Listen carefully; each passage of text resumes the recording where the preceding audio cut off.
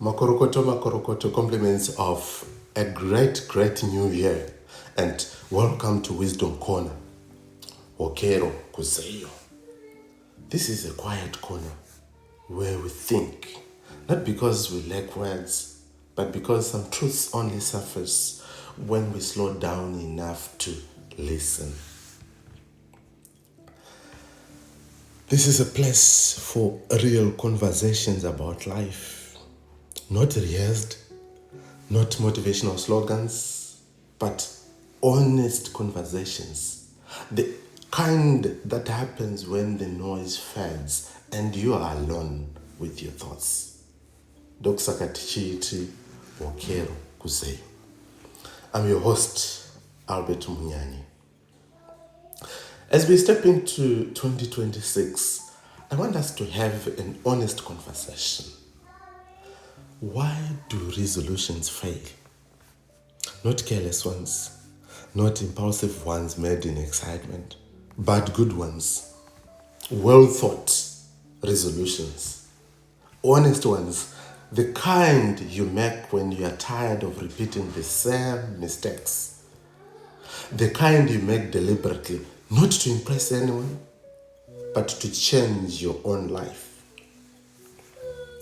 And yet, by February, most of them are gone. Some resolutions do not even see the next day. Not because you didn't try, they simply failed. And that should trouble us. Because if good intentions keep dying, then maybe the problem is not the intention. Maybe the problem is understanding.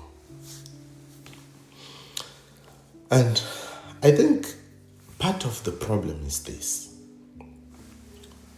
We don't always know what we are making. We use words like goals and resolutions as if they mean the same thing. But they don't. And confusing them has cost many people progress, peace, and perseverance. It's unfortunate that most of us make resolutions not anchored on goals. A goal is not an activity. It's not a habit. A goal is a picture of a future that you want to live in. A vision. Ndicho chinangwa chako. Something that you are working towards. That's a goal. A goal answers a deep question. What kind of life do I want to live? Who do I want to become? But a resolution is different, because a resolution is a commitment. It's a commitment, a promise that you make with yourself about how you will behave on the way there. That's a resolution.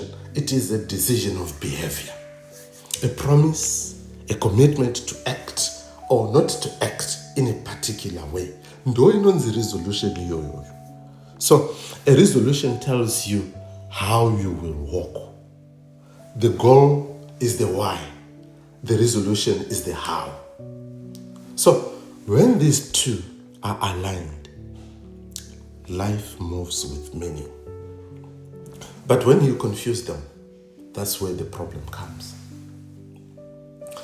You become disciplined, yes, but disconnected.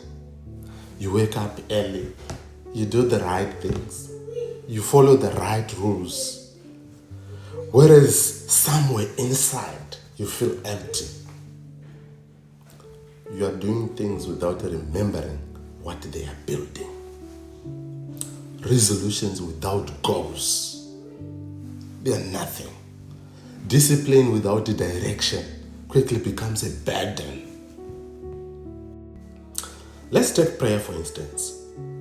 Many people could have resolutions or could say, this year I want to pray every day before I sleep. And that sounds good and it sounds very disciplined. But let me say, it's not a goal, it's a resolution. A goal is something that is deeper than that. I want closeness with God. I want to hear from God clearly. I want my life aligned. Those are goals. Huh? Prayer, in our example, is simply the road you walk to get there. When prayer is not tied to that hunger, because it's not tied to a goal, it begins to feel like it's a task, like a duty, or to say the least, a burden. And when prayer becomes a burden, it doesn't last. The same is true with addiction. Someone says, I will stop drinking too much. Gwererim.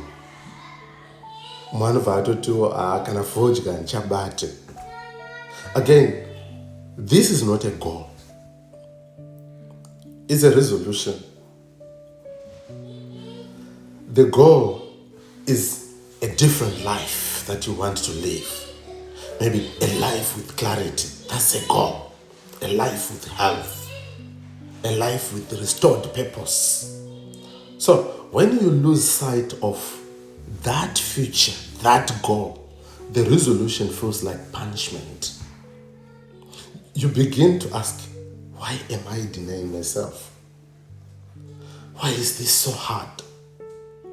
And when a resolution feels like punishment, the heart eventually gets fed up and it rebels. You know what? It doesn't take many mistakes to destroy a beautiful resolution. No. Sometimes it just takes just one mistake. Just one night you overlook, one moment you excuse, one decision you tell yourself doesn't matter. Failure is rarely loud. It's not loud. Most of the time, it's very quiet and it whispers into your ears, into your heart. And you find yourself saying, well, I will just skip a day. It's not a big deal. Okay, I will continue tomorrow. I've seen it with prayer. One misdenied becomes a week. A week becomes two, till avoidance takes over. Avoidance becomes abandonment. You can plan 10 days of consistency. 10 honest days. But miss just one night, just one, and something deep inside you shifts. Not because you're weak, not because you lack discipline, no, but because the resolution was never built to bend. It was built for perfection, not for humanity. Some resolutions don't die slowly. Zinongofacha kamwe, papo ipapo. And this is where wisdom must end. Because life is not lived with straight lines. No. Human beings stumble. We forget, we get tired, and it's normal. So we find that resolutions that cannot survive such realities were never designed for the real world. Now, let us talk about what actually kills resolutions. What kills the resolutions, the beautiful resolutions that we make for ourselves? The first killer is something many people underestimate: environment. Most habits are married to your environment. The place that you find yourself in, the people, the timing, the access, and prayerlessness, if I would say, is really about lack of faith. No, but it's about the noise, the distraction that you get from your environment. If you keep the same environment and expect a different outcome, you are not being hopeful. You are being unrealistic. So if you are not ready to change that environment of yours, you are quietly resolving to fail. Because the environment is very powerful. It's even stronger than willpower. It's stronger than your motivation. The environment is stronger than the resolution that you make. So, wisdom does not fight the environment. No, you will not win the war, but you have to redesign the environment. The second killer is unmanaged triggers. Triggers are unavoidable. Stress will come, loneliness, temptation, fatigue itself. Strong people are not trigger-free. They are prepared. And triggers are not the enemy, therefore. Surprise is, if you wait to decide on how you will respond until the moment arrives, then you are already too late. Wisdom decides in advance. It decides in advance. The third killer is ambition without patience. Ambitious goals, they're good, they stretch us. But ambition can become dangerous when expectations are not met, especially when expectations are not realistic. When progress feels slow, discouragement enters. And many people don't fail, they quit.